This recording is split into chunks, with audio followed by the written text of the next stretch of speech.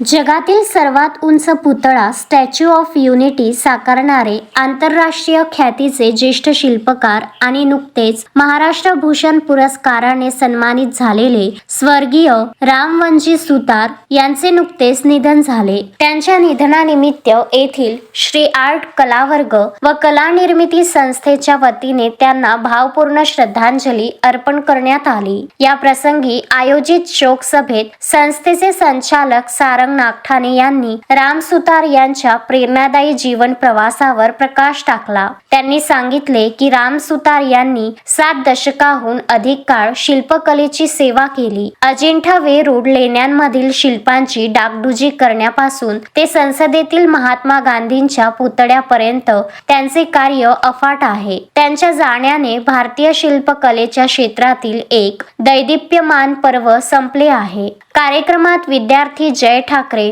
व सृष्टी सपकाळ यांनी देखील राम सुतार यांच्या शिल्पकलेतील बारकावे आणि त्यांनी जागतिक स्तरावर भारताची मान कशी उंचावली याबद्दल माहिती दिली। अशा या महान कलाकाराचा वारसा जपणे आणि त्यांच्या कलेचा अभिमान बाळगणे हीच त्यांना खरी श्रद्धांजली ठरेल, अशा भावना यावेळी व्यक्त करण्यात आल्या। या कार्यक्रमाला संस्थेचे विद्यार्थी व कलाप्रेमी मोठ्या संख्येने उपस्थित होते।